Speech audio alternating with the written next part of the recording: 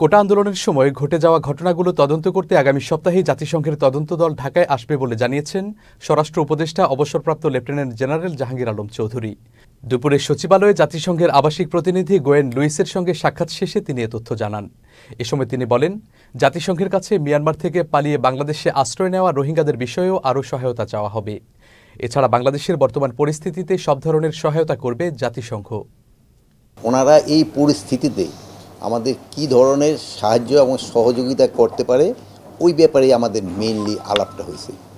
ওনারা আমাদের একটু সাহায্য সহযোগিতা করতে চায় এবং কীভাবে করতে চায় এবং আমরা কোন কোন সেক্টরে চাচ্ছি এইগুলি জানার জন্য আসছিলেন।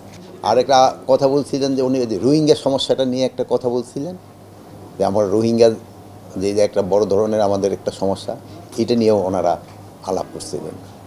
আরেকটা হলো বলছিলেন যে আমরাও চাচ্ছি, আপনারাও চাচ্ছেন যে ওই ইসের থেকে যে একটা ফ্যাক্ট ফাইন্ডিং মেশিন আসার মতো আসার কথা যে জাতিসংঘ থেকে ওটা এরা হয়তো পাঠাবে, মানে ওইটা পাঠানোর সময় আমাদের থেকে তারা কী ধরনের হেল্প পাবে বা তারা আমাদের কী ধরনের হেল্প করবে, এই তিনটা ব্যাপারে আলাপ হয়েছে।